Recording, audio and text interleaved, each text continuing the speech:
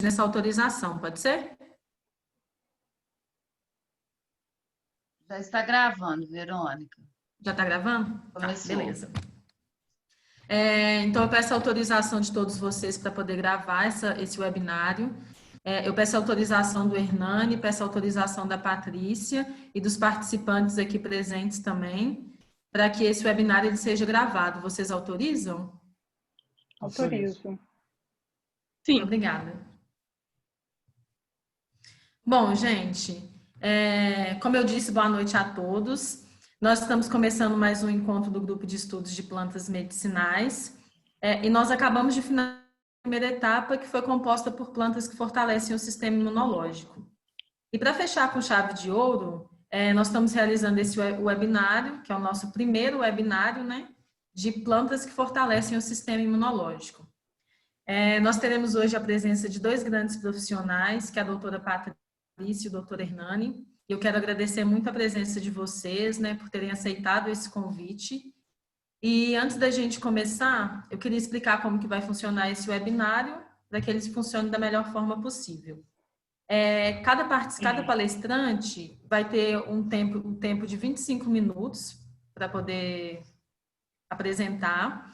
E no final das apresentações, nós vamos ter uma roda de conversa, vai ser de 30 minutos. Então, cada participante apresenta em 25 minutos e ao final nós teremos essa roda de conversa de 30 minutos, que é para vocês, que é para todo mundo tirar dúvida, trocar alguma informação, tirar alguma dúvida que não ficou muito claro, algum ponto que não tenha ficado muito claro. E ele vai funcionar dessa seguinte forma. Então, para começar, eu gostaria de apresentar a doutora Patrícia Vieira Machado, que ela é médica com ampla experiência em fitoterapia, acupuntura e medicina ortomolecular. Doutora Patrícia, muito obrigada pela sua presença, por ter aceitado o nosso convite. E eu gostaria de passar a palavra para você. Olá, boa noite a todos. Eu que agradeço a oportunidade de estar passando um pouquinho do conhecimento, né, a respeito desse assunto.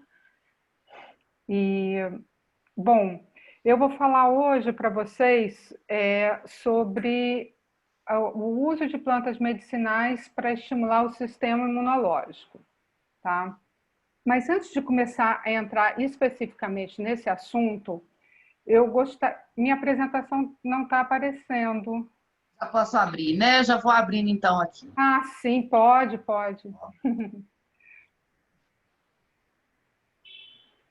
Bom, vou continuar falando. E para a gente começar a falar a respeito, pode colocar na capa, por favor? Para a gente começar a falar a respeito do uso das plantas medicinais e o sistema imunológico, a gente tem que partir do princípio que é o início de tudo, né, do uso das plantas, que é a etnobotânica e a etnofarmacologia. Tá? Pode passar o próximo, por favor. Então, sobre essa ótica do uso das plantas medicinais de uma forma tradicional, que é a ciência que estuda isso, a etnofarmacologia, nós temos vários sistemas em todo o mundo.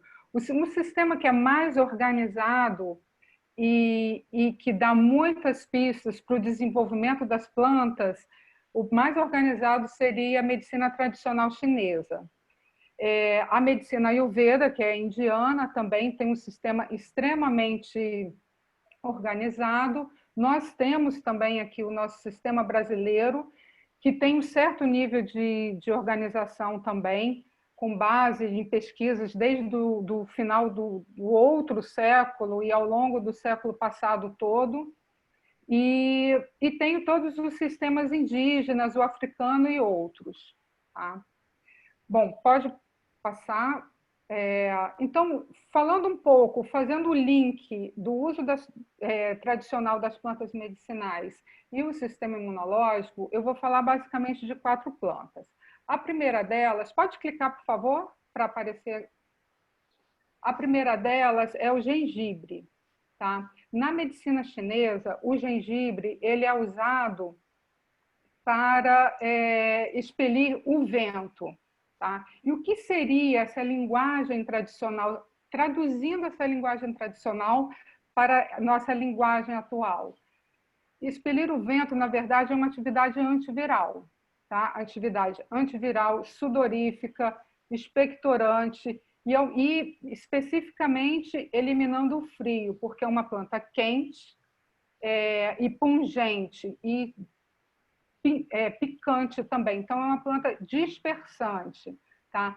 Quando a gente fala sobre a ótica da medicina chinesa de uma planta dispersante, leva logo a essa atividade antiviral, tá? E que também tem a ver com o sistema imunológico, tá? Então, a gente tem, dentro de uma sistemática que tem toda uma linguagem própria, toda uma abordagem filosófica e médica, nós temos a primeira pista do uso do gengibre, que seria expelir o vento.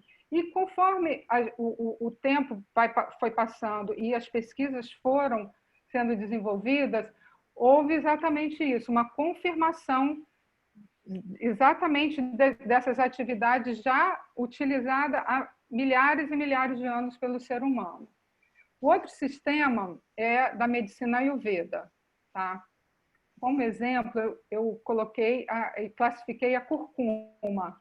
E é muito interessante, porque a curcuma ela é uma planta utilizada tradicionalmente pelos indianos para clarear o calor do fígado.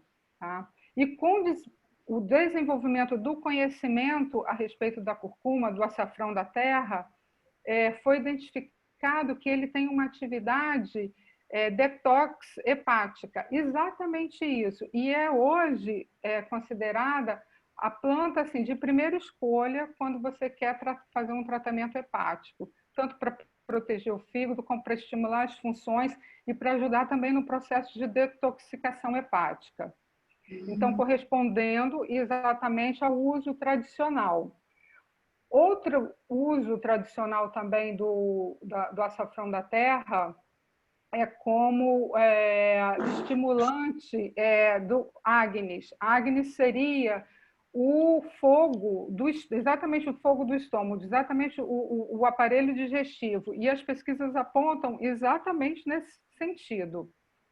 Uma outra atividade também que a gente pode fazer uma relação do uso tradicional com as evidências científicas como o chinês fala, que o açafrão da terra tem uma ação de fazer circular o sangue. Sobre a ótica da medicina chinesa, a estagnação de sangue, a gente remete a um quadro de uma tumoração, que pode corresponder a um câncer, que pode corresponder a um tumor. E exatamente é a linha de pesquisa mais forte do açafrão é exatamente nesse sentido, como atividade antitumoral, através da sua atividade anti-inflamatória, através da sua atividade antioxidante, detox hepática também, entre outras, que mais na frente eu vou falar um pouco mais. Como exemplo do sistema europeu, nós temos a calêndula. A calêndula ela tem um efeito refrescante, ela tem uma ação de dispersar o calor. Tá? E era utilizada também na antiguidade para tratar o sarampo, para pelo menos diminuir como efeito, para tratar os sintomas do sarampo. E é exatamente isso. Hoje as pesquisas apontam que a calêndula ela tem ação no sistema imunomodulador e tem ação também antiviral. No sistema brasileiro, nós podemos citar o exemplo da alfavaca cravo, que é o sino gratíssimo, que é uma planta, na verdade, ela não é brasileira, mas ela é muito difundida no interior. Eu, na verdade, fui criada meio que no fundo atrás da minha casa tinha um pé e a gente sempre utilizou bastante. E usava exatamente para isso, como uma atividade antisséptica, atividade antiviral e atividade e também rica, é uma planta rica em óleos essenciais. Então, ela tem uma ação também expectorante, que também trazendo para as pesquisas atuais exatamente as evidências que a gente encontra. Então, assim, nesse ponto, vale frisar que o uso tradicional das plantas é a primeira pista, é a pista mais importante para a gente chegar e desenvolver Dá para ver o negócio. Alô? Para a gente chegar e ter, na verdade, uma planta que possa ser utilizada pela população. Tá? Isso é uma coisa extremamente que eu trago aqui como um ponto de reflexão, é que, por exemplo, quando a gente olha o alfavaca-cravo, que é uma planta que é difícil utilizar, eu, na minha prática, acabo não usando. Por quê? Porque não tem um extrato, não tem um medicamento pronto. Então, assim, trabalhar numa linha de pesquisa de plantas medicinais em que você possa abordar toda a cadeia, desde a produção do cultivo, do estudo fitoquímico relacionado com o cultivo e toda a pesquisa básica, para depois chegar a um produto, seja ele a planta seca, seja um produto mais sofisticado, é extremamente importante, senão a gente acaba não tendo acesso. E eu acho que o mais importante de todo esse trabalho que é feito com as plantas medicinais é exatamente isso, proporcionar um acesso para que as pessoas possam utilizar, não só do conhecimento, mas também pensando no produto final. Pode passar o próximo, por favor? Passo. Não está passando.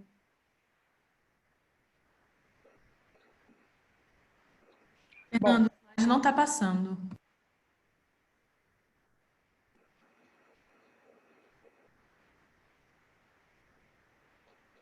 Bom.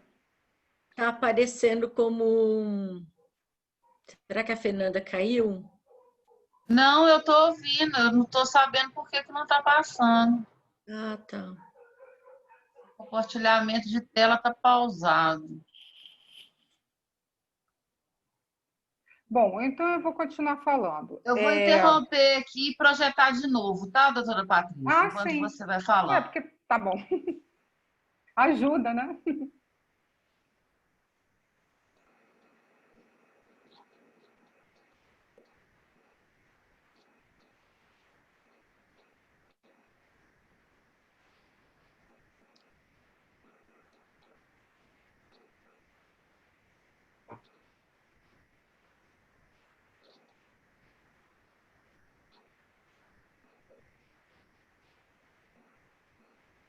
Tá aparecendo, gente? Agora tá. Tá? Mas tá. Aí pode passar para o terceiro slide. Este. Isso. Eu vou tentar pôr a tela cheia aqui.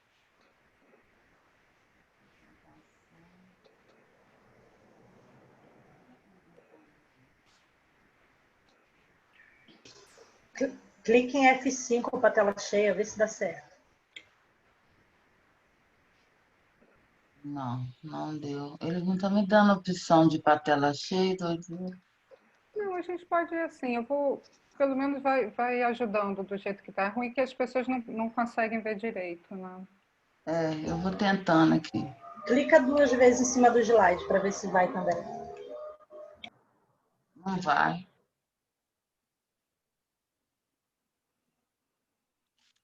Bom, então agora eu vou falar um pouco, já fiz a introdução a respeito das plantas que tenham atividade no sistema imunológico, embora assim, seria difícil se a gente abrisse o leque para todas as plantas, que já tem bastante pesquisa nesse sentido, mas agora eu vou falar um pouco sobre o sistema imunológico, os conceitos básicos do sistema imunológico.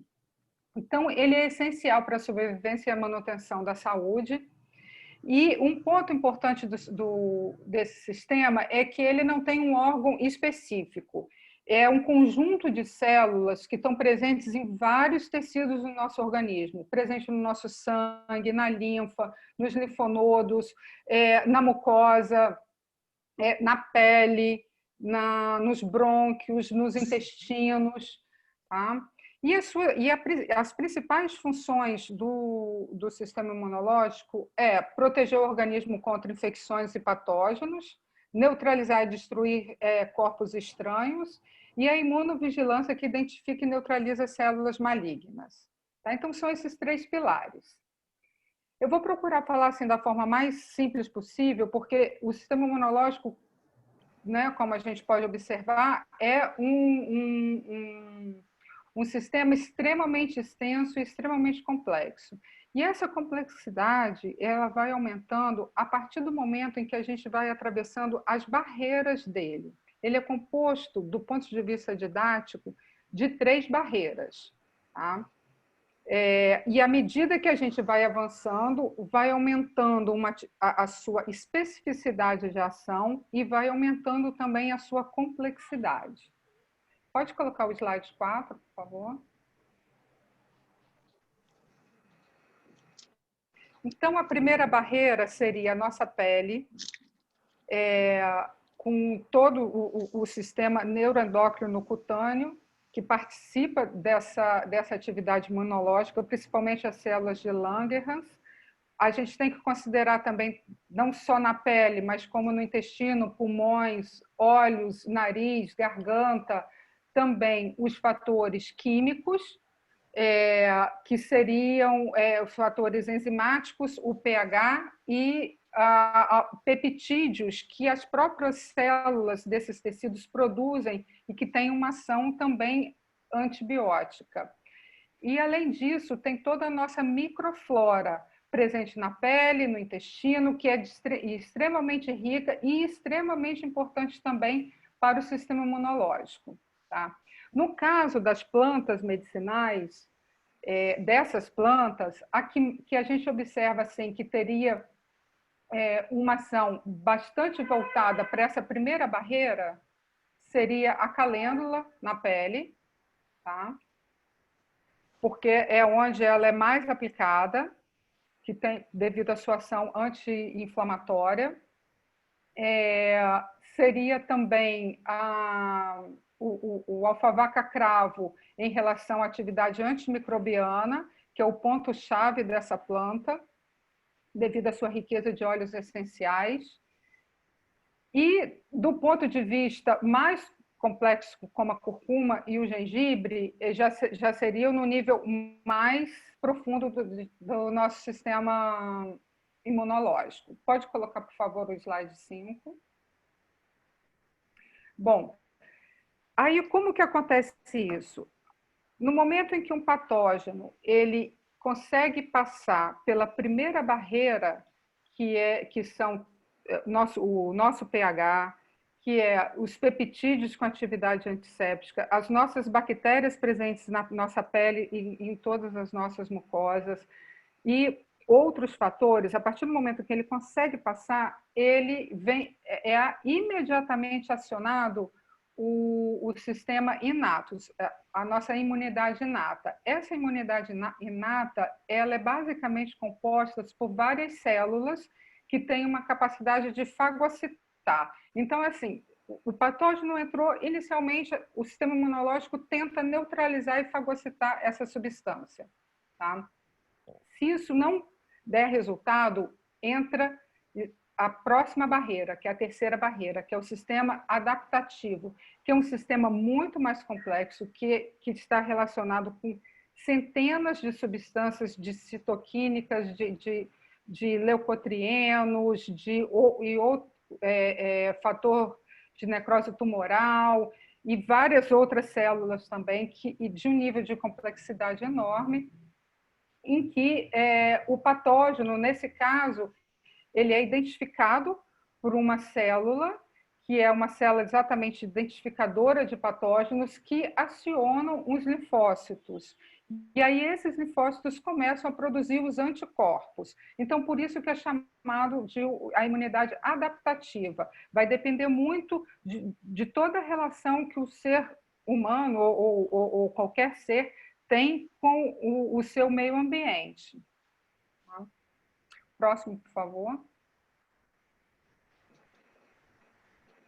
Então, quando a gente coloca a atividade imunomoduladora dessas plantas em relação a esse modo didático de separar o sistema imunológico, a gente observa que o gengibre ele tem uma atividade antimicrobiana, ele tem uma atividade não só antibiótica contra, por exemplo, os estafilococos, que é uma bactéria extremamente importante para o equilíbrio da flora cutânea. Ele ajuda a regular essa flora cutânea, então ele pode ser usado tanto externamente, tá, para ajudar a estimular as defesas, né, daquele local, na primeira barreira, como ele tem também uma ação antimicrobiana do aparelho digestivo, então ele atua também ainda na primeira barreira nesse sentido, e tem também atividade antiviral, tá? Conforme eu já mencionei, que está relacionado com seu uso popular como planta que espelha o vento frio, mais especificamente. Que quando a gente fala em vento frio, geralmente a gente remete a um processo viral. A segunda barreira, seguindo, né, com as atividades do gengibre, seria a segunda barreira. Ele tem uma ação de estimular todas essas células de defesa da imunidade inata, tá? Os macrófagos, os fagócitos, os neutrófilos. Então, já tem bastante estudo nesse sentido que mostra que ele teria essa atividade. A terceira barreira, como eu falei, que é uma barreira bem mais complexa, o gengibre ele mostra uma ação anti-inflamatória, com diminuição de atividade de várias citoquinas e interleucinas que têm atividade pró-inflamatória. E ele também age nas interleucinas com atividade anti-inflamatórias, porque, na verdade, todo esse sistema imunológico, ele é também regido por uma atividade inflamatória. E o nosso organismo ele tenta modular essa atividade. Então, a gente tem substâncias que têm atividade pró-inflamatória e substâncias que têm atividade anti-inflamatórias. Tá? E, no caso, o gengibre, ele ajuda a regular essas interleucinas. Então, de uma forma bastante sistêmica, ele tem essa atividade, que é extremamente importante para o nosso organismo. Seguindo, outra atividade que o gengibre tem é a ação moduladora, que é estimulante das imunoglobulinas. No caso, um exemplo que é bastante interessante é a IgG. Então, assim, a IgG é a imunoglobulina que aparece diante de um quadro infeccioso. Então, ele ajuda a modular a atividade da IgG. Então, dessa forma, ele estimula e modula também o sistema imunológico. Outra atividade dele é na regulagem dos genes, que estão relacionados com a imunidade adaptativa. Tá? Isso explica por que algumas pessoas têm uma resposta imunológica diferente de outras diante do mesmo patógeno. Porque tem toda uma questão da adaptação do indivíduo e a sua genética. E no caso do gengibre, ele atua modulando a expressão desses genes da atividade da imunidade adaptativa. Ele tem uma ação também antitumoral, porque ele ajuda a regular a apoptose celular, e tem uma atividade antioxidante também bastante pronunciada. Então, dessa forma, a gente observa que uma mesma planta, pelo fato da gente não ter ali uma substância única, isolada, e sim ela ter uma complexidade, né, um fitocomplexo, que pode variar também de acordo com o local em que ela é cultivada, de acordo com como é feito o método de extração para fazer o extrato daquela planta, ela tem várias atividades. Contudo, todas essas atividades têm um nível de sutileza também. Ela não tem um nível de especificidade grande. E muitas vezes, aí pode se perguntar, nossa, mas uma planta que tem tanta atividade, já tem tanto estudo, por que não pode ser usado como tratamento assim de primeira escolha para um caso, por exemplo, de uma doença viral? Porque ele não tem muita especificidade de ação, e as ações são todas sutis.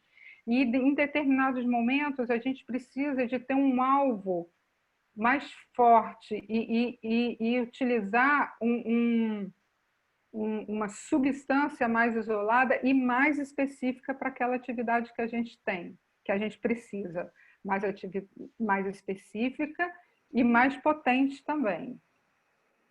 Então, pode passar o próximo, por favor. Dando sequência às nossas plantas, eu vou falar um pouquinho do açafrão da terra, que é a curcuma.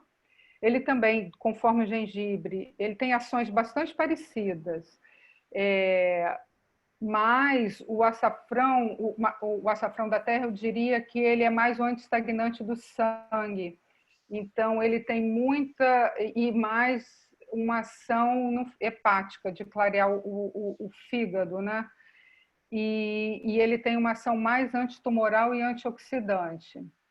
E aí ele atuaria no sistema imunológico mais nesse sentido. Mas ele também tem ação antimicrobiana, inclusive da revisão que eu acabei fazendo agora sobre o uso das plantas medicinais e ação antiviral, especificamente anti-Covid, o açafrão é que mostrou assim, ser o mais promissor.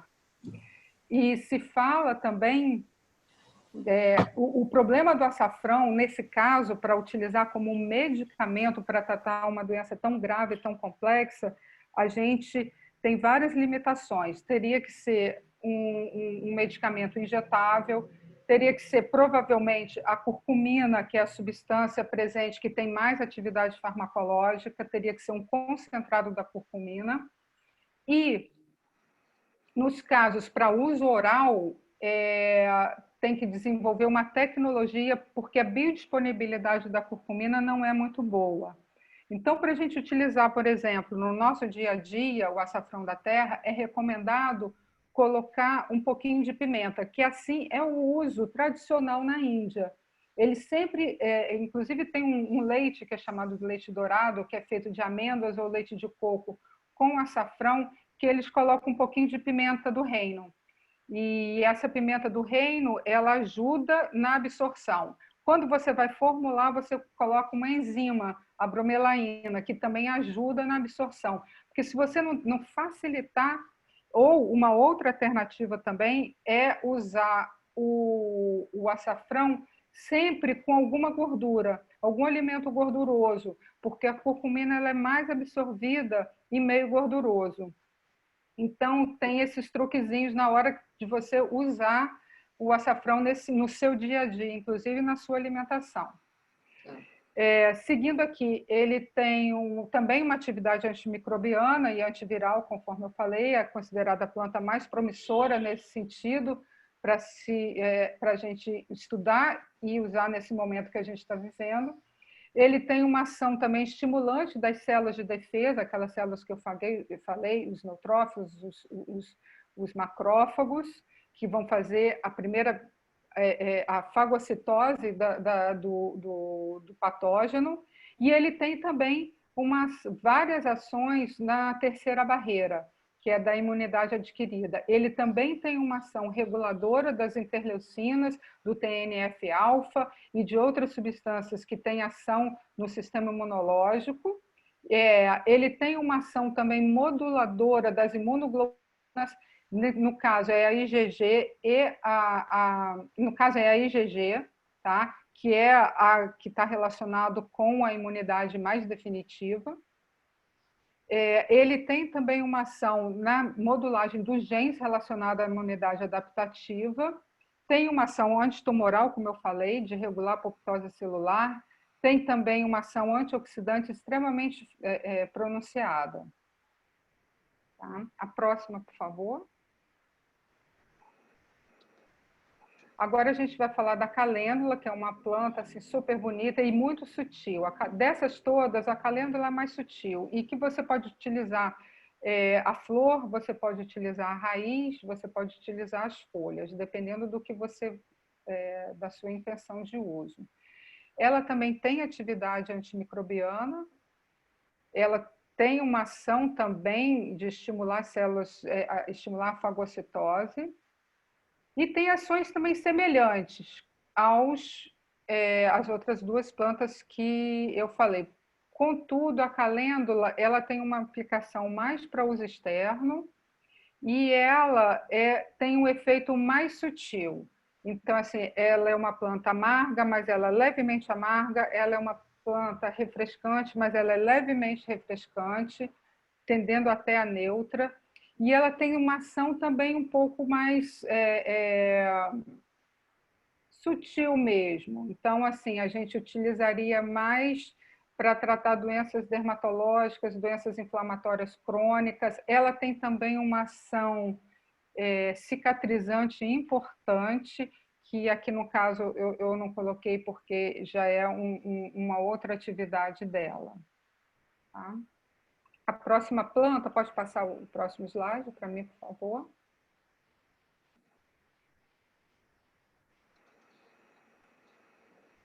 Então, a alfavaca cravo, que, conforme eu falei, ela tem uma atividade mais antimicrobiana, ela é muito utilizada para tratar doenças infecciosas da cavidade bucal.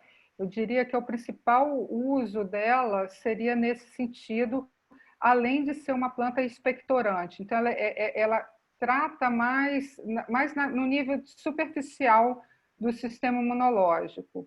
Então, é mais na primeira barreira, devido à sua atividade antimicrobiana extremamente pronunciada e devido à presença dos óleos essenciais. Então, ela tem ação mais expectorante, ela tem uma ação também estimulante da segunda barreira, né, da nossa imunidade inata, e estimula a fagocitose dos patógenos, e tem também uma ação moduladora das interleucinas e das prostaglandinas também, e tem bastante efeito antioxidante. Só que, assim, no caso, o açafrão a alfavaca cravo é a planta que tem mais dificuldade de se prescrever. Você precisa estar num local em que as pessoas tenham acesso a ela. Não tem disponibilidade alguma de nenhum extrato no mercado. E aí, por isso que eu não tenho muita experiência com ela, mas eu tenho experiência, assim, do uso mais tradicional mesmo, não no consultório médico, na prática médica. Bom, então, assim, quando a gente olha do ponto de vista prático, todas essas plantas que a gente comentou aqui e suas ações no sistema imunológico, a gente percebe que, conforme eu falei, são ações diversas em que é necessário todo um conjunto de atividades para que se tenha de fato uma resposta, né, adequada ao que o indivíduo precisa. Então, na verdade, na utilidade prática delas é mais no nosso dia a dia, incorporada à dieta, por exemplo, todas essas plantas você pode utilizar na sua dieta como alimento. No caso, se você quiser uma atividade antiviral, no caso de um resfriado, de sintomas virais, e se for usar o gengibre, é melhor usá-lo cru, porque ele cru tem mais atividade do que ele fresco, né? Ele tem mais atividade antiviral do que quando ele é seco, quando ele está em forma de extrato. E na forma de extrato, ele já teria uma ação muito mais antiemética, uma ação muito mais estimulante da função gástrica e não tanto com uma ação antiviral. Então, as plantas têm essa complexidade toda, precisa assim, de bastante estudo e bastante conhecimento prático do uso delas para que as pessoas possam realmente se beneficiar das mesmas. No caso da calêndula já é bastante fácil, porque tem bastante produto no mercado, tem os cremes de calêndula, você consegue comprar a calêndula também no mercado, não tem muita confusão com estar utilizando a espécie correta, porque esse é um outro problema também do uso das plantas medicinais, é você ter a classificação correta daquela planta e utilizar sempre que possível, né, no momento que você vai prescrever o medicamento, usar o nome científico da mesma, para evitar essa confusão, ter certeza de que você está querendo usar é aquilo mesmo. E Um outro ponto também é que no nosso sistema imunológico percebe-se que é uma complexidade enorme de ações e que não existe a bala de prata, né? A questão de estimular o sistema imunológico, de ter uma ação moduladora sobre ele, requer uma série de outras medidas, né? Não só as medidas atuais, né, de saneamento, né, medidas sanitárias que a gente está enfrentando nesse momento, mas também medidas de estilo de vida e de uso diário dessas plantas. Eu assim super recomendo que as pessoas usem mesmo, por exemplo, o leite com amêndoas e a curcuma. Pode colocar o gengibre, pode colocar também um suco da alfavaca cravo, que é também muito utilizada como tempero devido à sua ação aromática, pode ser incorporado perfeitamente na dieta. Tá? E, por fim, pode passar o próximo, por favor?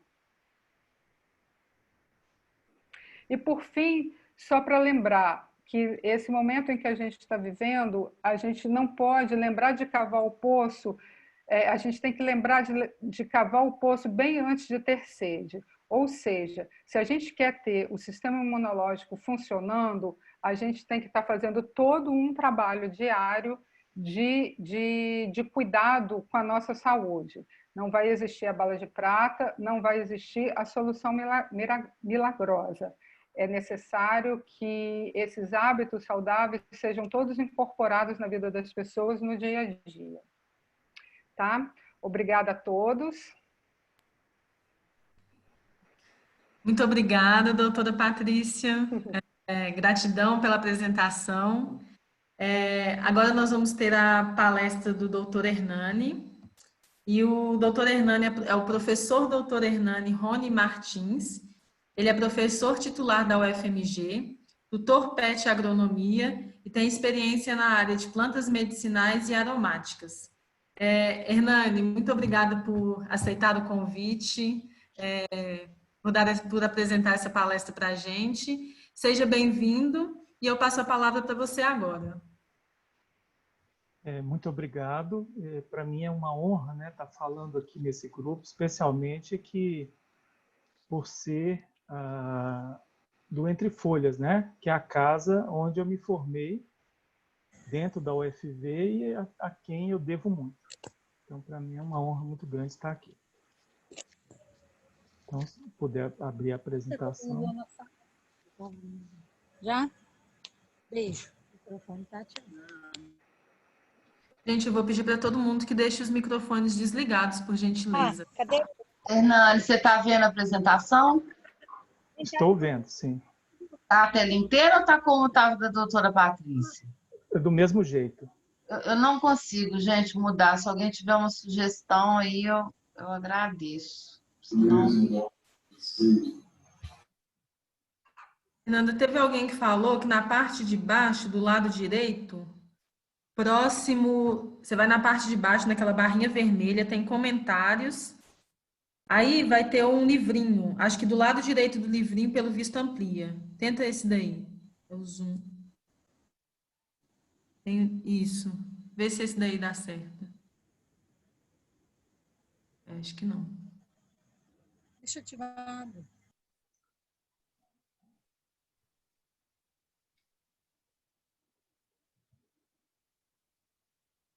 Se não conseguir, talvez seja melhor deixar da forma que está para não, pelo menos ter. Ou então na parte de cima, exibição. Eu acho que talvez deva ser na parte de cima. Tem apresentação de slides, talvez exibição. Apresentação de slides, revisão e exibição. Tenta ver se tem alguma coisa ali. Isso.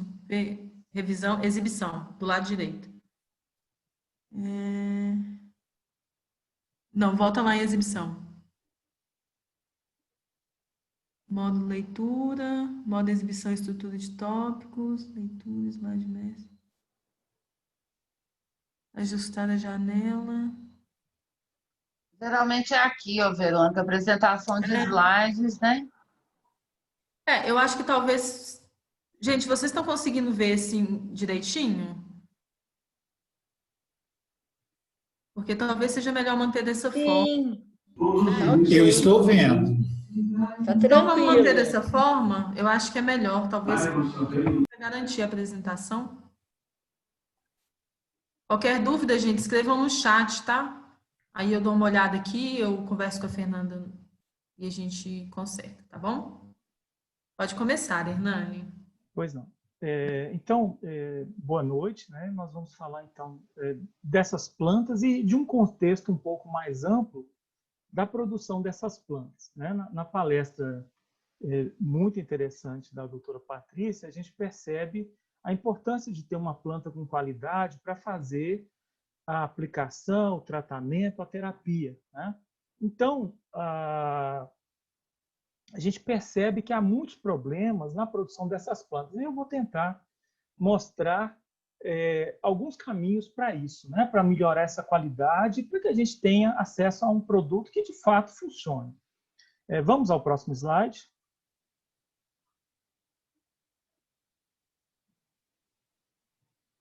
Bom, nesse slide tem um trabalho que foi feito em Belo Horizonte, pela UFMG também, que trata de uma planta que não é a planta do nosso estudo aqui, que é a camomila. Mas para a gente resolve.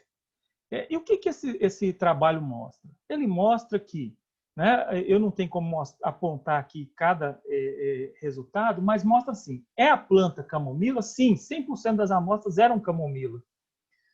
Mas aí começam os problemas. Tinha flores estranhas, ou seja, outras coisas misturadas com camomila, em 1/3 das amostras. Tinha insetos, além dos níveis permitidos, em 50% das amostras. A pessoa acha que está tomando chá de camomila e está tomando chá de camomila com animais, né? Não era bem a pretensão, mas imagine se a pessoa for vegana, então. Pior ainda. Nós temos aí cinzas dentro do limite, ótimo. Quer dizer que não tem contaminação de terra na maioria das amostras.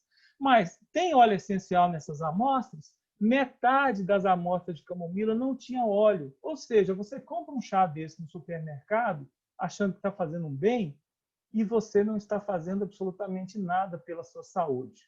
Isso é horrível, né? Eu canso de dar aula de plantas medicinais e uso camomila para extrair óleo, porque é um óleo muito bonito, né? Um óleo azulado. E aí, qual que é o resultado desse material que nós temos no mercado? Simplesmente não funciona, não serve para nada, né? Então, o próximo slide, por favor. No próximo slide, a gente tem um material de calêndula, né? Um estudo que foi feito pela Universidade de Goiás, publicado numa revista da Universidade Federal de Goiás. E aí o que acontece? A gente tem ali, circulado em amarelo, 2 extratos. O primeiro extrato, ele tem cerca de 10 vezes mais princípio ativo do que o extrato de número 5. Então, quando você compra isso em algum lugar, você não sabe exatamente o que tem ali. O que está escrito, vamos dizer, o que está escrito ali na bula ou no material do extrato, está indicando que ele tem boa qualidade. Mas quando a gente vai ver na prática, não funciona, né? Então, isso é péssimo para a fitoterapia, né? Vamos ao próximo.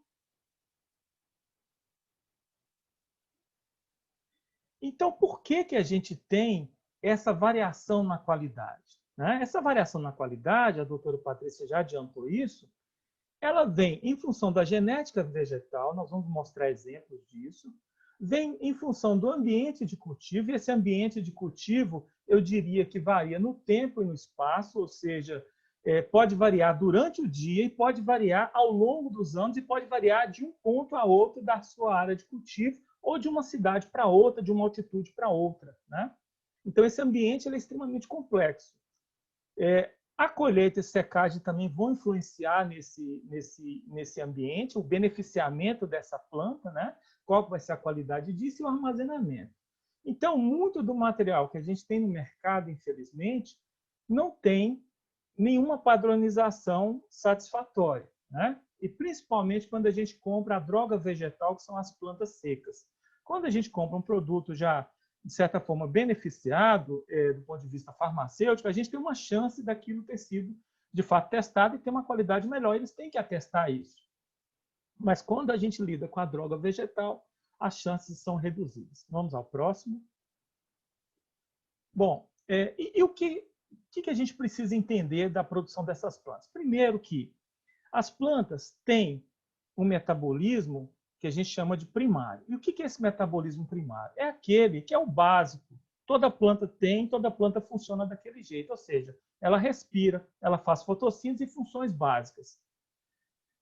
Do outro lado, nós temos um metabolismo chamado de secundário, e eu prefiro o nome metabolismo especial. Esse metabolismo especial, ele lida com as substâncias ativas em plantas. Mas nenhuma planta produz substância para a gente. Ela produz para ela. E com qual função? Ela produz para ela interagir com o ambiente. Interagir de que forma? É combater uma praga, combater um inseto, é afastar plantas que possam crescer ali no seu ambiente, né? Então, ela pode interferir no ambiente dela e de outras plantas e de animais também. E, normalmente, esse metabolismo especial ele é estimulado por condições relativamente adversas do ambiente. Ou seja, para uma planta medicinal ser rica em substâncias ativas, necessariamente ela não deve ter o suprassumo de um ambiente de cultivo. Água à vontade, adubo à vontade, tudo à vontade. Ela pode ter algumas alterações nesse ambiente que vão favorecer. Já para a planta fazer o metabolismo primário, ou seja, respirar, fazer fotossíntese, crescer bem, ela é favorecida por um ambiente que a gente chama de ambiente rico. Tudo no máximo possível, né? Então, são duas... quando a gente fala de plantas que para alimentos, a gente pensa nesse ambiente rico. Quando a gente fala de plantas medicinais ou aromáticas ou plantas que têm uma função terapêutica, a gente pensa já nesse ambiente que tem algum fator adverso. E é isso que as faz fortes, né? Vamos adiante. Bom, eu tenho até que trocar essa foto dessa goiabeira, mas ela é muito emblemática para a gente. Por quê? Se vocês olharem ali, eu tenho um fruto maduro e um fruto verde. Se você mastigar aquele fruto verde, você vai ter uma série de reações adversas. Uma delas é que as substâncias chamadas de taninos, que estão ali para defender o fruto verde, por que estão ali? Porque se um animal comer aquele fruto verde, as sementes não estão formadas e esse fruto não vai cumprir sua função. Então, a planta o protege. Evolutivamente, isso foi desenvolvido e a planta o protegeu. Esse tanino vai precipitar proteínas, vai dar uma sensação horrível, pode desencadear várias reações dos organismos que possam consumir. É claro que alguns animais coevoluíram com tanino e conseguem sobreviver a isso. Agora, quando a goiaba muda de status, ela está madura, o que acontece? Ela some com essa defesa. Ela transforma substâncias que não tinham sabor em substâncias doces. Ela coloca substâncias aromáticas para atrair animais dispersores. Então, a função muda. As sementes estão prontas. Então, está na hora de dispersar. Então, por isso a gente tem que entender que, numa mesma planta, há um tempo e um espaço diferente para cada posição. Isso afeta a qualidade desse princípio ativo, né? Então, isso é extremamente importante. Normalmente, esse metabolismo especial ele está aí para fazer a planta ou permitir a planta sobreviver numa condição de estresse. Vamos adiante. Como fazer, então, para que as plantas tenham qualidade? Então, a Organização Mundial de Saúde produziu um manual de orientações para as boas práticas, né? Tanto na produção, no cultivo, quanto na coleta de plantas medicinais. Isso visa a qualidade das plantas produzidas. Então, a gente tem que preocupar com coisas, por exemplo, eu tenho em casa condições de produzir, ótimo, você vai ter uma chance muito grande de ter uma planta de qualidade. Você deve evitar áreas com solo ou água poluída, né? Eu já participei de vários trabalhos em que há contaminação com metais tóxicos, chumbo, cádmio e outros, né? E nem foi, a área simplesmente tinha naturalmente isso, e a planta concentrou e no fitoterápico isso concentra ainda mais. Longe de estrada com poeira, por exemplo, longe de culturas que sejam pulverizadas com agrotóxicos, né? E preferência para cultivos em pequena escala. Então, uma monocultura de calêndula não é uma situação positiva, né? E também eu tenho que isolar de animais para que não haja contaminação, né? Vamos adiante, essas são recomendações gerais. Então, esse modelo agrícola que está na imagem aí não é o modelo agrícola que representa a produção de plantas medicinais, mas muitas das plantas que o Brasil importa, e importa muito, são produzidas dessa forma, né? E nós, quando a gente manda daqui para fora, há um controle de qualidade lá. Quando vem de lá para cá, nem tanto, né? Então, a gente tem que ter muito cuidado. Vamos adiante. Então, vamos começar falando do gengibre, né? Que é uma das plantas que nós estudamos. É uma planta de origem asiática, né? Então, é uma planta que se dá bem com o clima tropical, né? Com temperaturas altas, e também é uma planta que precisa de muita água, né? Só que é curioso, porque esse tanto de água que ela precisa tem que ser bem dosado, porque senão o excesso de água vai apodrecer essa estrutura que é o rizoma, né? Então, nós deixamos esses rizomas aí brotarem, iniciar a brotação para poder fazer o plantio do gengibre. Vamos mais adiante. Bom, então, o plantio dele começa ali no segundo semestre, né? A colheita vai ocorrer em 7 a 10 meses, é importante isso, porque se você atrasar muito o plantio, não quer dizer que vai colher, a planta vai ficar mais tempo no campo, mas, ou seja, é uma gestação praticamente para colher gengibre. E aí, de vez em quando, tem que jogar terra ali no pé das plantas, né? Para que os rizomas cresçam bem, quase que a cada 30 dias, fazer alguma adubação de cobertura, né? Colocar esterco ali. Vamos mais adiante. São as amontoas. E aí, esse gengibre vai ser colhido quando as folhas começarem a amarecer, né? Lá por volta dos 8, 9 meses. Vai ser lavado para retirar os resíduos de terra e vai ser seco. Mas essa secagem é uma secagem muito breve, né? Simplesmente para remover o excesso de umidade que está ali, principalmente nas camadas superficiais. Vamos mais adiante. Então, mas e a qualidade desse gengibre, né? Então, nós temos no gengibre uma substância que é uma óleo-resina, que não é tão volátil, e temos junto a isso o óleo essencial, que tem vários componentes, né? Que são bem conhecidos, inclusive o bisaboleno, né, que é um componente reconhecidamente anti-inflamatório, muitos componentes que são antimicrobianos. E pela farmacopeia brasileira, esse gengibre deve ter dois grupos de compostos em níveis bem determinados, né? Só que uma situação é você comprar o extrato de gengibre que vem com isso aferido. Outra situação é você comprar o gengibre que está no mercado, a matéria-prima, né? Que você não vai ter essa certificação desses teores. Vamos adiante. Bom, então, nessa tabela aí, nós temos um trabalho que foi publicado na Revista de Plantas Medicinais, mostra o seguinte, na primeira, vejam que tem várias procedências de plantas, né? Na linha 1, cada uma das procedências tem aí os seus teores de óleo essencial. E vejam que à medida que passa, né, eu marquei ali em azul, no tempo zero, o gengibre tinha 16% de óleo essencial na massa seca, né? Em cada 100 gramas de material seco tinha 16 gramas de óleo. E à medida que o tempo passa, aos 60 dias caiu para 12, mas ainda está bom. Mas tem materiais que caiu para 9, caiu para 10. Então, quanto mais tempo de armazenamento desse gengibre, quanto mais velho, né, há uma chance desse óleo se perder e piora a qualidade. Então, o gengibre novo seria melhor. Bom, então, se eu tenho isso em casa, ótimo, né? Posso ter uma qualidade melhor. Claro que nem todo mundo pode ter isso em casa. Vamos adiante. Bom, então, vejam, o gengibre, ele é um produto, né, que ficou bem claro na palestra anterior, que ele fresco ele é melhor, né? A gente já teve algumas experiências interessantes com isso.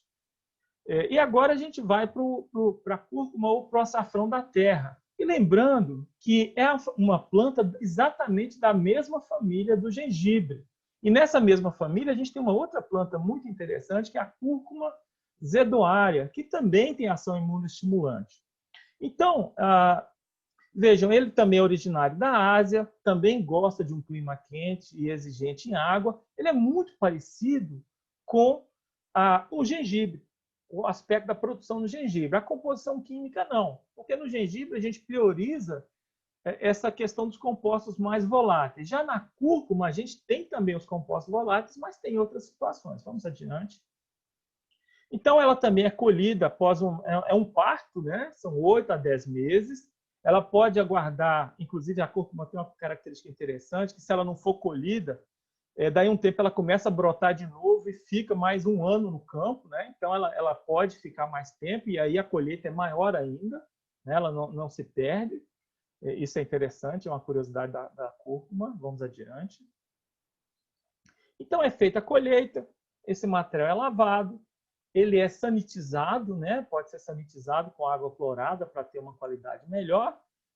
Continua o processamento no próximo slide, né? Para a gente entender como que isso acontece, porque a gente compra o açafrão principalmente em pó, né? Então, o processo industrial leva ao cozimento desse açafrão, né? Desses rizomas, depois eles são fatiados, depois eles são aplicados um antioxidante, que é a sulfitação. Em seguida, vem a secagem desse material. Depois vem a moagem. Aí, na moagem, começa o problema. Por quê? Ele pode ter sido feito tudo de boa qualidade, mas chegou na moagem, o que o pessoal faz? Adiciona fubá no material. E essa quantidade de fubá pode ser de 10% até 50%. O que é um absurdo, né? Então, você está achando que está usando pó de açafrão e, na verdade, você está usando fubá. Ele é amarelinho do mesmo jeito, né? Então, isso é complicado, né?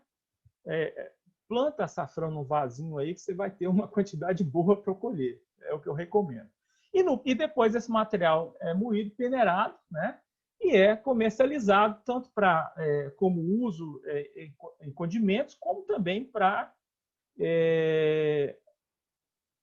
digamos,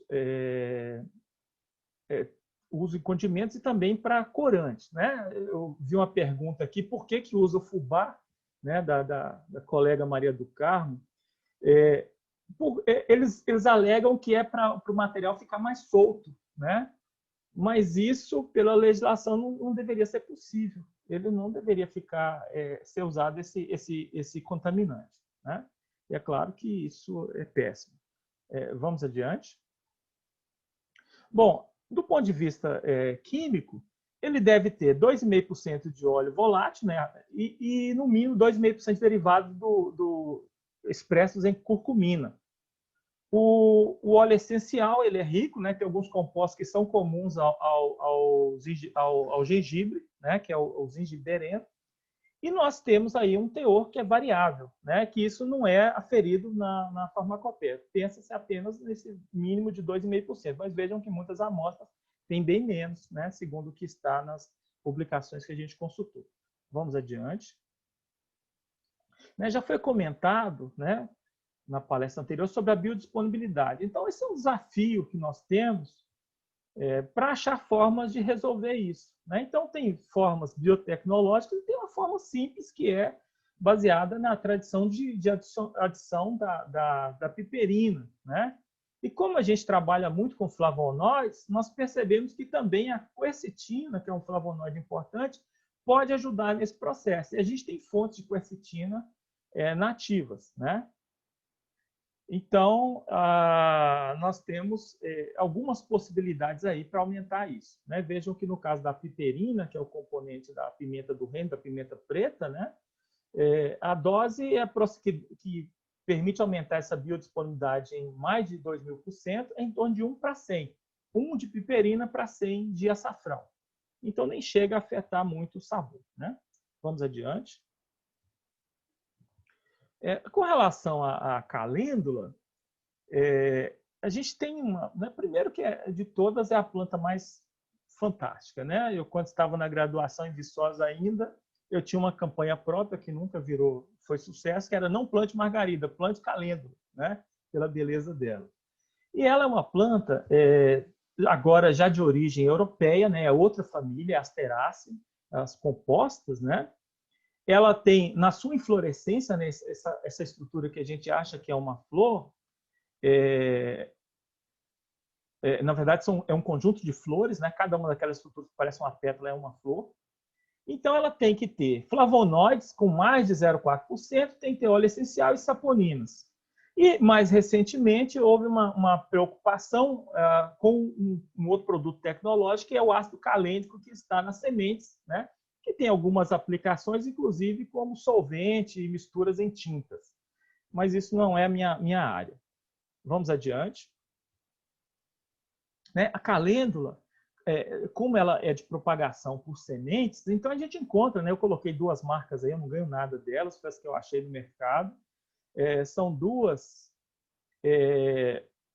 marcas de sementes que a gente encontra, e vejam do lado direito que as sementes variam muito, né? Nós fizemos vários trabalhos na graduação com isso, algumas germinam mais, outras menos, essa variação incrível de sementes. Mas, em geral, germinam bem, né? A calêndula é uma planta que a facilidade de propagação é muito grande, né? E depois que você comprou a semente, plantou, você colhe suas próprias sementes e consegue ter isso sempre em casa. E no jardim fica muito bonito, né? Vamos adiante. Bom, e aí a gente começa a mostrar alguma coisa que a gente fez com a calêndula, que é exatamente como produzir isso, né? E um dos primeiros problemas de planta medicinal, a matéria-prima, é a contaminação microbiológica. Ela pode, além de não ter o princípio ativo que você quer, ela pode ter problemas com a contaminação microbiológica. Então, vejam, e além disso, o princípio ativo. Então, primeiro, a calêndula aqui foi produzida com 2 sistemas de irrigação e com 3 coberturas do solo. Sem cobertura, ela produziu em torno de 0,17% de flavonoides, gramas de flavonoides por 100 gramas, por planta. Quando nós colocamos a cobertura morta, e principalmente quando colocamos uma lona plástica transparente, que não é um processo muito sustentável, mas, desculpe, a lona plástica branca, né, para cobrir o solo, segurar a água e, de certa forma, interferir sobre as plantas invasoras. E aí o que aconteceu? Essa calêndula começou a produzir muito mais flavonoide. Por quê? Porque o flavonoide responde à luz. Então, é uma planta que, se for sombreada, não produz nada, né? Então, nesse caso aí, a gente conseguiu um sucesso interessante com essa produção. E, além de tudo, quando você coloca cobertura morta, a planta passa a produzir muito mais flores, né, inflorescências, do que sem isso. E, além disso, conserva a água. Vamos adiante, tem mais um slide para mostrar. Aqui, só para mostrar que o fato de usar uma cobertura no solo, ao invés de ser o solo totalmente desnudo, diminui em cerca de 50 vezes a contaminação microbiana. Porque depois que a planta está suja, não tem como limpar isso, lavar isso e deixar isso em condições. Então, o ideal é produzir ela o mais limpo possível, porque depois é difícil de remover, né? Então, e o gotejamento surge como uma opção muito boa, né, para irrigar plantas desse tipo sem contaminar muito e conservando água, já que é o nosso problema. Eu já recebi um aviso ali que eu tenho que encerrar. Eu me perdi no tempo aqui, mas eu estou concluindo. É só para ter uma noção mesmo, não precisa correr, Tá. não. Tá bom. Bom, então aqui é um experimento de calêndula, né? Mostrando, e aqui a adubação, do lado da adubação. O que acontece? A gente acha que mais adubo produz mais, nem sempre. A gente acha que mais adubo produz mais composto químico, nem sempre. Tá? Então é só esse alerta aí. Vamos adiante. Outra coisa, adubo demais pode também atrair os insetos, né? Então nós temos ali que os pulgões vermelhos, eles estiveram mais presentes na calêndula quando a gente tinha maior adubação. Isso tem uma teoria que explica muito bem isso. Você disponibiliza mais alimento para esses animais e eles, então, atacam. E aí a qualidade dessa planta vai piorar. Vamos adiante. Fechando, então, nós vamos falar um pouquinho da alfavaca cravo, né, que é o ósimo gratíssimo, esse nome maravilhoso. Alfavaca cravo, agora nós passamos pela Ásia, passamos pela Europa e agora chegamos na África, né, que é o principal centro de dispersão do ósimo gratíssimo, mas essa planta chegou ao Brasil e tomou conta, né, em todo lugar você encontra. É uma planta perene agora, né? As outras são plantas que se comportam como anuais. E ela tem uma propagação tanto por semente quanto por estaca. E no caso de estaca, ela vai bem melhor, né? Ela cresce mais rápido. E no caso de sementes, ela precisa ter uma semeadura bem superficial e germina bem, porque ela precisa de luz para germinar. Vamos adiante. Na composição química dela, o forte são os óleos essenciais e principalmente antimicrobianos. Mas uma questão que eu chamei a atenção, inclusive, no grupo, né, apesar de nós falarmos alfavaca cravo, mas botanicamente, visualmente, nem sempre ela vai ter o cheiro de cravo e vai ter ação conferida pelo composto do cravo, que é o eugenol, né? Então, existe o que a gente chama de quimiotipos, ou seja, tipos químicos que são botanicamente iguais. Então, nós temos um tipo que é o eugenol, que acumula o eugenol, né? O tipo eugenolífero, que acumula eugenol e tem cheiro de cravo. Nós temos o tipo timol, que tem outra função também antimicrobiana. Inclusive, aqui na minha cidade, em Montes Claros, nós temos muito desse tipo timol. Temos um tipo geraniol, que é outra, por exemplo, não tem atividade antimicrobiana. A gente tem problemas com ele em relação a isso. Então, que no caso da alfavaca cravo, a gente tem que ter certeza de qual é o material que nós estamos lidando. E mas o cheiro de cravo é muito forte. Mas aqui eu estou citando exemplo, mas nem sempre eles estão tão separados. Às vezes o nível de eugenol pode ser muito baixo. Vamos adiante. Aqui só para mostrar, né, que a hora de colheita influencia ou não, né? Então, um estudo mostrando que de 11 a 13 horas a gente tinha um óleo com quase 100% de eugenol. Em outro estudo, não teve efeito, não há resultado conclusivo. Em geral, planta com óleo essencial, a gente prefere colher nas horas mais frescas do dia, especialmente de manhã, mas isso muda de espécie para espécie, né? Vamos adiante. Nessa outra figura aqui, mostrando que o tempo de secagem influencia muito. Se eu seco uma planta rápido, eu tenho mais eugenol. Se eu demoro 15 dias para secar, eu tenho uma redução que pode ser 1/3 ou menos do eugenol. Então, o chá de uma planta desse jeito não vai funcionar como de uma que foi colhida fresca, né? Vamos dizer assim. Vamos adiante. Eu tenho também, e aqui aproveitando só uma oportunidade para falar da questão dos consórcios, né, que o alfavacão nem é muito usado em consórcio, mas poderia. A gente fez um consórcio com a outra espécie do gênero, que é o basílico, e vejam que o manjericão com alface, ele aumentou demais a produção da alface, né? Quando a gente coloca ele junto com a cenoura, já não foi tão bem. Então, tem plantas que se combinam bem. E plantar planta medicinal com hortaliças é uma ótima oportunidade, e a gente vai mostrar mais adiante por que também. Não é só produtividade. Vamos adiante. Vejam que do lado esquerdo eu tenho as pragas, né? E quando eu coloco o manjericão, começa a reduzir essas pragas. Ou a melissa, né, que está ali nesse estudo também. E também outra coisa, o manjericão associado com cenoura, ele atrai inimigos naturais, que obviamente vão ajudar a controlar essas pragas, algumas delas. Então vejam que a planta medicinal cria um ambiente diversificado para as outras e melhora aquele ambiente do ponto de vista do controle de pragas, né? Principalmente e controla esses insetos nocivos. Bom, era só para dar uma ideia, a gente finaliza então, o próximo slide. Tá aí o meu contato, né? Eu sou aqui da UFMG em Montes Claros, né? Da parte pobre da UFMG, e eu coloquei ali, eu não tinha uma logo do Entre Folhas, eu coloquei ali o livro, né? Que marcou muito essa nossa trajetória, e eu tenho muito orgulho de ter passado por essa casa. Muito obrigado. Muito obrigada, professor Hernani. Obrigada pela presença, pela palestra. E, novamente, agradecer a doutora Patrícia também, professora Hernani.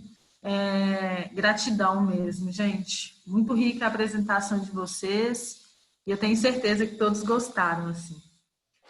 Agora nós vamos abrir para a roda de conversa. E eu vou pedir para quem tiver alguma pergunta que pode se sentir à vontade, se quiser abrir o microfone, fazer a pergunta. A gente já tem umas perguntas aqui no chat também. E alguém tem alguma coisa para perguntar? quer fazer alguma pergunta específica para a doutora Patrícia, para o doutor Hernani?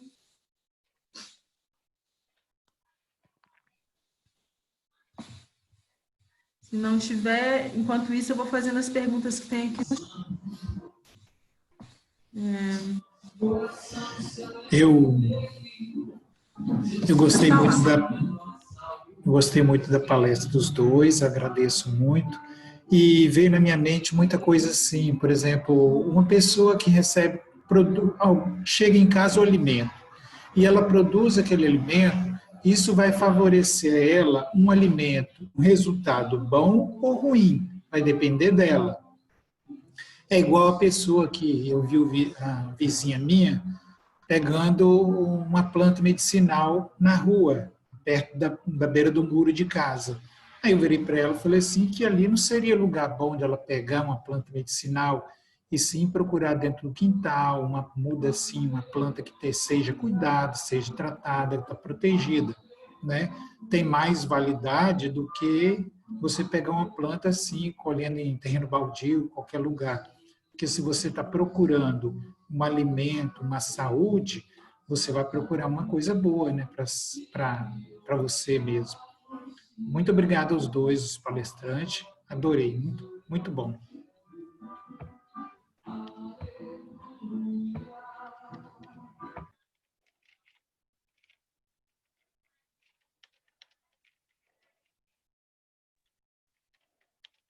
Então, a gente já tem uma pergunta aqui. Acho que essa pergunta é para a doutora Patrícia, porque foi no momento da sua apresentação. Os resultados das atividades in vitro... Não, os estudos são... Os resultados das atividades são in vitro? Os estudos são in vitro ou in vivo? Sim. Não, então, o que acontece? A maior parte desses estudos que eu mencionei aqui são estudos em laboratório, de pesquisa básica.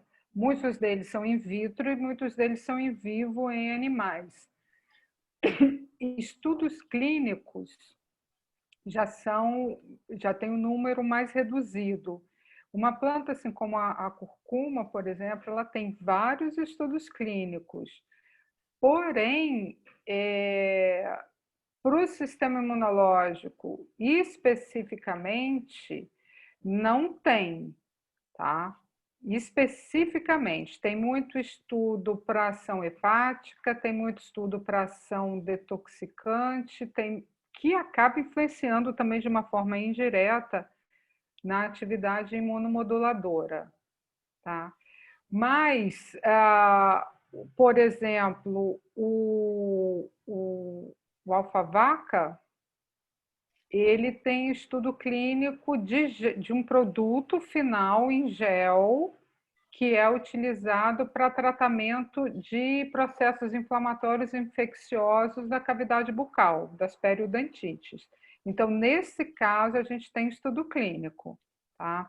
Outro estudo clínico que tem também, que aí já foge a questão do sistema imunológico, é a aplicação do ocino gratíssimo para tratamento, como estimulante do folículo piloso, para tratamento de queda de cabelo. Isso tem estudo clínico, tá? Porém, não tem um produto no mercado disponível para uso,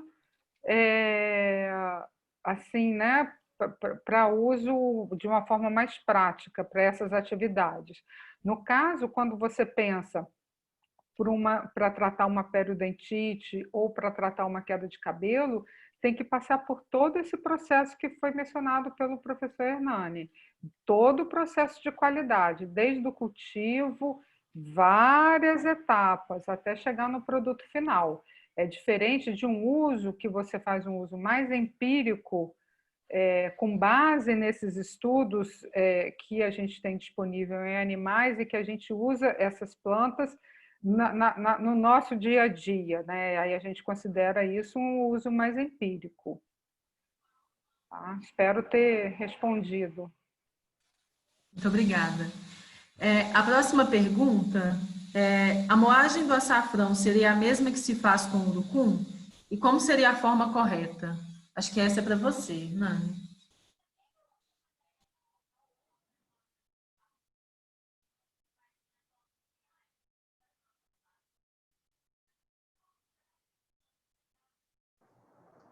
Fernando precisa abrir o microfone. Está desligado. Ótimo. Bom que eu falei bobagem aqui, agora eu falo corretamente. No caso do açafrão, tem várias formas de se fazer. O que os produtores, existe um município em Goiás, que é o maior produtor de açafrão do país, eu esqueci o nome agora, eles sempre produzem o pó a partir do material que leva a um certo cozimento, e na verdade é um branqueamento, né? Porque é um aquecimento rápido, para que o material não perca, não se altere, né? Paralisa o trabalho enzimático ali. No urucum, me parece que isso não é feito dessa forma. Então, o processo é um pouco diferente. Já vi relatos de pessoas que moem, colhem, lavam o açafrão, moem e colocam para secar dessa forma. E depois completa a moagem, é um processo bem caseiro e não fica aquele pó tão bonitinho, né, que a gente encontra no mercado. Mas, enfim, todos esses processos, o que é salvo, né, no material ali é simplesmente a curcumina, né, que é um composto fixo, um composto de maior peso molecular. Já os óleos, que são comuns no açafrão, praticamente são perdidos, né, nesse processo drástico de cozimento, secagem, moagem, etc. Muitos deles são perdidos. Então, não é o mesmo processo, não. Obrigada. A Maria Aurora perguntou: broto de gengibre tem as mesmas substâncias de rizoma maduro? O microfone está desligado. Eu não tenho informação sobre a qualidade do broto de gengibre. Eu acredito que alguma substância deve ter, sim, né? Porque eles estão interconectados ali. Mas eu realmente não conheço se tem algum estudo mostrando essa qualidade. Mais uma para você. A Cíntia, ela falou que ela está estudando aromatologia e achou muito bacana essa questão da produtividade no plantio de duas espécies e a questão da proteção de uma outra. Não teria a ver justamente com a simbiose ativa entre os óleos essenciais dessas plantas? Olha, pode sim haver simbiose, né? Pode haver uma interação. E as plantas têm mensageiros, né? Tem até substâncias como ácido jasmônico, que vai ter uma ação hormonal à distância, né? Mas, de um modo geral, nem todas que estão ali interagindo nesse ambiente de consórcio têm exatamente óleo como sendo seu composto principal. Então, pode haver em alguns casos, mas em outros não. Por exemplo, manjericão com alface, né? A alface é uma planta que tem assim óleo essencial como uma substância importante, né? Eu nem sei se teria algum importante assim. Mas outras plantas, de fato, isso pode acontecer.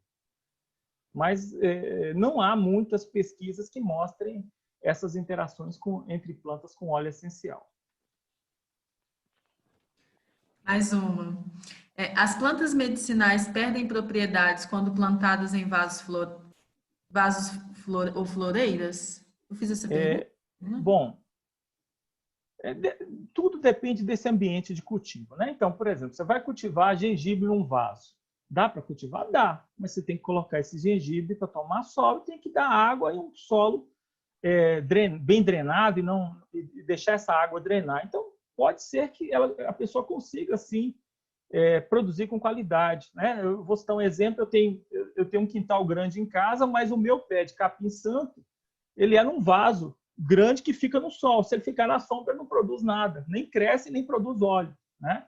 Então, e por que eu coloco lá? Por causa dos cachorros que ficam frequentando o pé de capim-santo. Então, ele fica isolado dos animais num vaso grande, né? Então, ele produz com qualidade.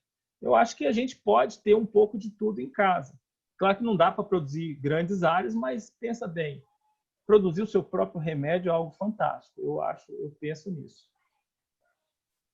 E só um detalhe, é que a gente só fala do lado físico, né? Mas existe um conceito que é a ortoterapia, né? Que é fantástico. Quando você coloca uma planta para crescer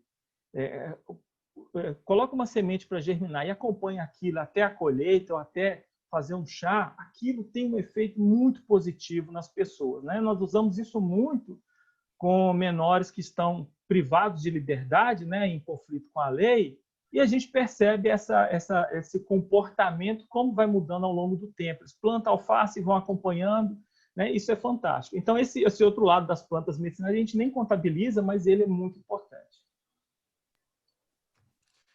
Hernani, como você sugere o uso da favaca cravo? Além de se usar na alimentação, como a doutora Patrícia citou, o chá, por exemplo, não fica amargo? Temos a planta, mas nunca experimentei. Essa foi a pergunta da Maria do Carmo. Bom, eu acho que a doutora Patrícia que seria mais habilitada para responder, né? Sim, o chá. Chá e xarope, que você pode fazer também um cozimento da folha com açúcar e para fazer o xarope, tá? E o chá, sem dúvida nenhuma, chá aromático, delicioso. Não acho amargo não, mas eu sou suspeita para falar de chá e de planta.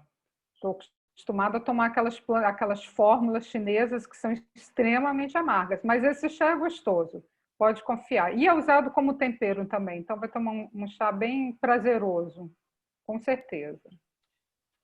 Mas como eu falei, disponibilidade de extrato seco, ou extrato glicólico, ou do óleo essencial propriamente falando também para você utilizar, né, eu desconheço em relação a essa planta. Há efeitos de ação anti-inflamatória em receitas caseiras de infusão de calêndula após esfriar sobre a pele, para cravos e espinhas, por exemplo? Acho que é mais uma para você, Patrícia. Sim, não, pode fazer compressa com chá de calêndula, sim, para espinha. Só que o que você tem que considerar, primeiramente, é qual o grau dessa espinha, né, dessa acne, qual o grau, quais são os fatores envolvidos e, sem dúvida nenhuma, considerando tudo isso e procurando um tratamento integrado, sem dúvida nenhuma, uma compressa do chá de calêndula pode fazer bem sim para a acne. Tá? E outra coisa que eu esqueci de falar, do alfavaca cravo, tem estudo também de aplicação para tratamento de acne. E da calêndula também tem. Tá? Mas no caso da calêndula, o ideal, pensando assim numa acne mais grave, seria um produto mais concentrado e associado a outros tratamentos. Tenho dificuldades em reconhecer as plantas medicinais. Quais as orientações para me ajudar no reconhecimento? Bom, a primeira coisa é que o problema a internet pode ser ao mesmo tempo o céu e o inferno do reconhecimento de plantas medicinais. Você pode encontrar informações muito boas e muito ruins. Há alguns cursos aí online que tratam desse assunto, né, de reconhecimento, né, enquanto estamos na pandemia, mas o melhor mesmo é assim que passar essa nossa crise aí, que a pessoa vá em lugares, né, como no grupo ou em outros, para ver as plantas ao vivo. Né? Nada melhor, porque a imagem ela não traduz tudo. Né? A pessoa às vezes tem que pegar, tem que cheirar, tem que morder, né, para saber o sabor, porque isso é que ajuda a identificar. Né? E às vezes é o jeitão da planta que ajuda nisso. Né? A gente tem sites muito bons do Jardim Botânico, né? Do projeto Reflora, que traz o nome científico, tem as essicatas lá que a gente pode conferir, mas para quem não está acostumado é um pouco difícil. Então, eu sugiro que, de fato, faça cursos para reconhecer. Há livros bons também, com fotos coloridas, que ajudam também. Inclusive, livros à disposição na internet gratuitos. Né? Hernani, seu livro Plantas Medicinais seria uma boa recomendação de leitura para uma introdução no estudo do tema? Olha, esse livro ele foi produzido muitos anos atrás, né?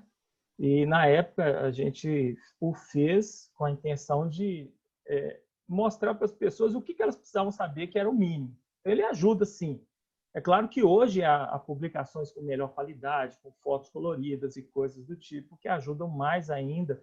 A identificação botânica evoluiu bastante, mudou muita coisa, né? Mas ele é uma referência boa, né? Ainda é, por incrível que pareça. Mas há muita literatura de boa qualidade, inclusive gratuita na internet. Eu gosto de secar o açafrão no forno a 50 graus e depois eu faço a moagem em liquidificador ou processador de grãos. Seria esse o procedimento correto? Olha, temperatura de secagem para o açafrão, 50 graus é uma temperatura razoável, né? Mais que isso, normalmente a gente fala de 45, 50 graus, né? No máximo, tá bom, né? Eu acredito que esse processamento aí vai preservar. A curcumina a gente não preocupa muito com a temperatura. O problema são os óleos essenciais, eles se perdem com temperaturas maiores e vai perder um pouco, sim, com essa temperatura, mas não muito.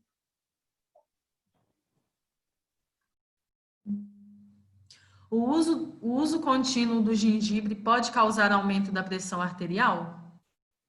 Essa é para a Patrícia. Não, não tem esse efeito. E não tem esse efeito. Acredito que o único efeito adverso assim, que o consumo contínuo do gengibre poderia causar é um desconforto gástrico para pessoas mais sensíveis. Agora, é uma planta estimulante, né? Vai depender do contexto da pessoa, porque a pressão arterial também é um somatório de um contexto, né? Mas é uma planta considerada tônica e estimulante, mas não afetaria a pressão, não. Gostaria de saber se essas plantas, por terem ação imunomoduladora, podem ser usadas para quem tem doença autoimune, doutora? Se sim, qual delas seria mais indicada? Pode sim. Eu nem falei de doenças autoimunes, porque o tema também é bem complexo, mas não teria nenhuma contraindicação.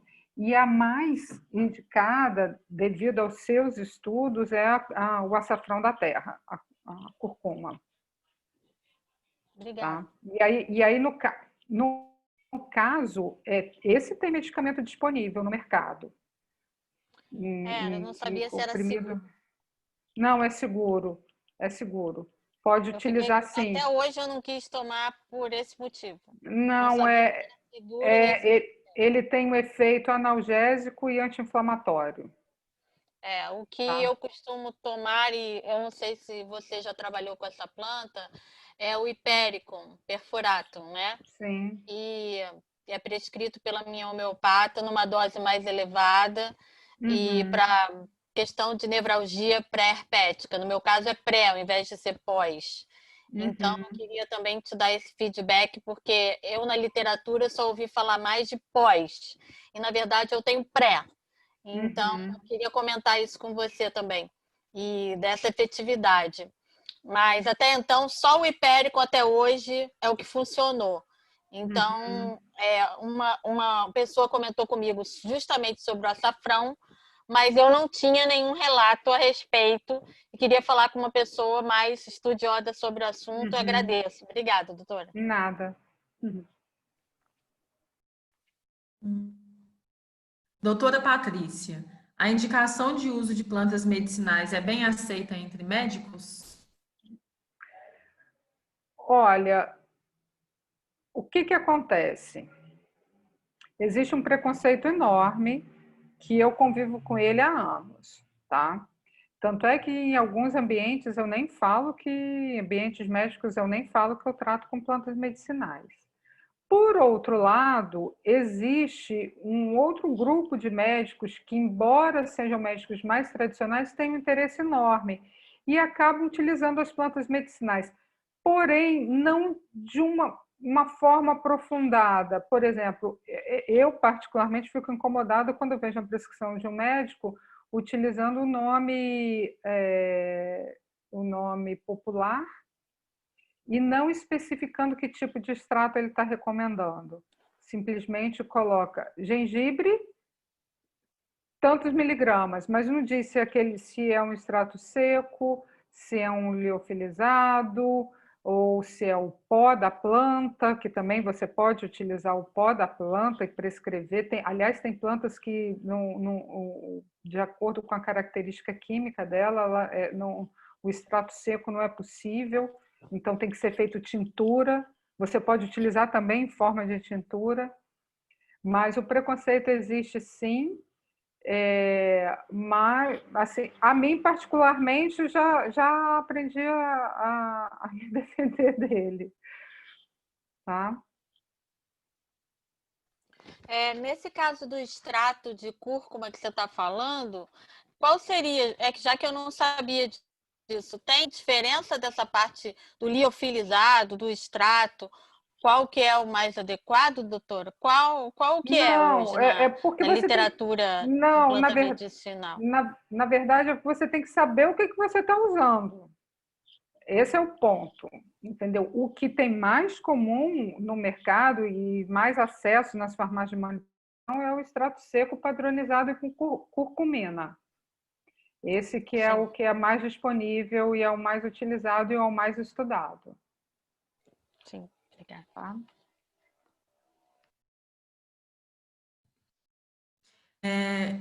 As perguntas do chat, elas finalizaram. Alguém tem alguma pergunta? A gente tivemos muitos elogios das apresentações, as pessoas gostaram bastante. Eu não dei foco porque eram muitas perguntas, então preferi focar nas perguntas. Mas vocês foram muito elogiados, as pessoas agradeceram muito.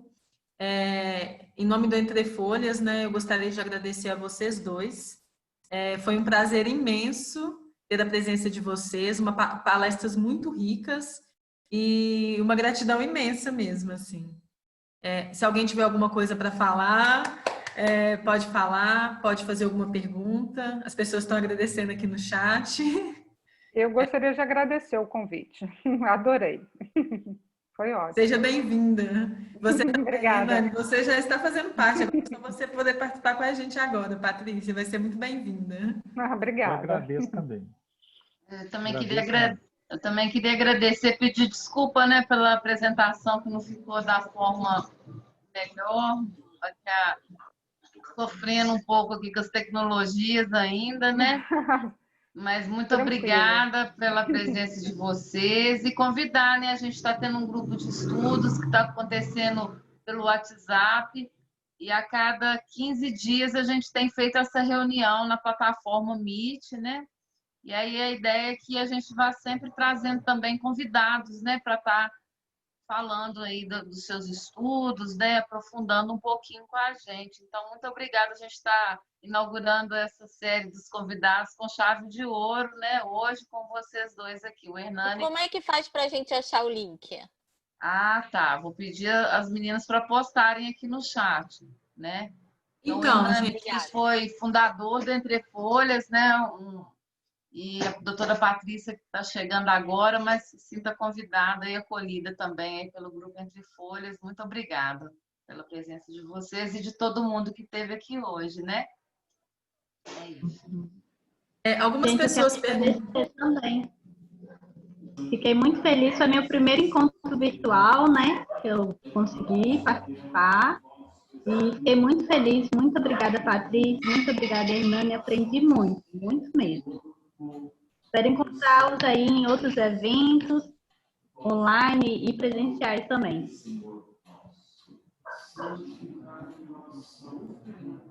Algumas pessoas... Eu falo aqui do Rio Grande do Sul e eu fiquei muito contente por ser convidada num grupo chamado Plantas Medicinais, de um pessoal ali de Santa Catarina. Fiquei muito feliz, eu agradeço muito. E eu atualmente estou fazendo um curso, como o professor Hernani falou, de plantas medicinais virtualmente. Está sendo muito proveitoso porque eu diminuí o consumo de alopáticos em função de poder usar plantas medicinais, elas estarem dando resultado, principalmente para uma dor crônica que eu tenho. Então, eu agradeço muito e gostaria de poder participar mais vezes. Eu também espero sempre poder ter o link para poder entrar. Fico muito agradecida. Eu sou Nair Maria Halber, do Rio Grande do Sul, Ibuti. Obrigada. Bem-vinda, Nair. Muito alguém obrigada. Coisa, gente. Verônica. Oi. Tá me ouvindo? É só lembrar sobre a solicitação dos participantes, sobre as apresentações, se elas poderiam, né? Sim, eu vou falar como parte do registro, né? Tá bom. Algumas pessoas já perguntaram também se seria possível disponibilizar a apresentação de vocês, da doutora Patrícia e do doutor Hernani, né?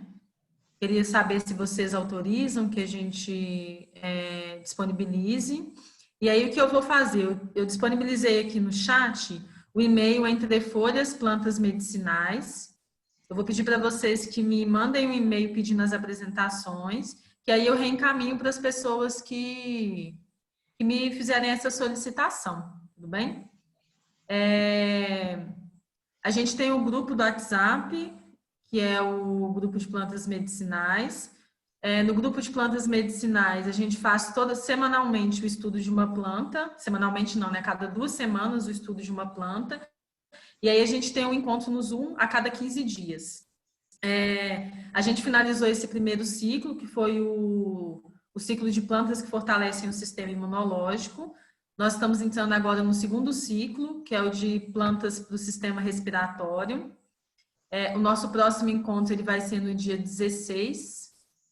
Anotei aqui, deixa eu conferir, gente, só um minuto. Ele vai ser no dia 16/9, no Zoom. A gente já dividiu os grupos, né, os temas. O material ele vai ser disponibilizado no Drive, como a gente sempre disponibiliza. E a partir de agora a gente vai voltar com os grupos de estudo.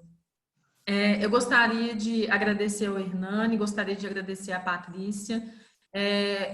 Do fundo do coração, foi uma apresentação muito rica, de muito aprendizado, e foi um imenso prazer ter vocês aqui. Se alguém tiver alguma coisa para falar, sinta-se à vontade. Se não, a gente pode finalizar. Se vocês tiverem alguma coisa também para poder falar.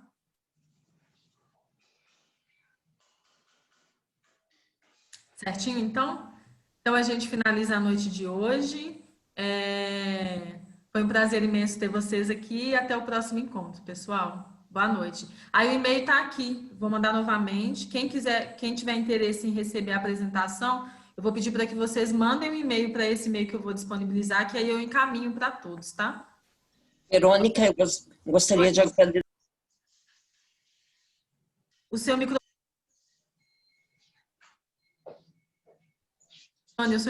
está mudo. Abri agora, desculpa. Não, eu só queria agradecer por todo esse primeiro ciclo, né, que a gente fez juntos, e que bom que está chegando o segundo. E muito obrigada por hoje. Eu que agradeço a participação de todos vocês. É muito rico e é muito enriquecedor estar junto com vocês, gente. Muito obrigada. Então, boa noite. Vou disponibilizar aqui de novo, tá? Então, uma boa noite, pessoal. Tchau. Tchau. Boa noite. Boa noite, gratidão, maravilhoso. A gente se fortalece cada vez mais, né? Isso.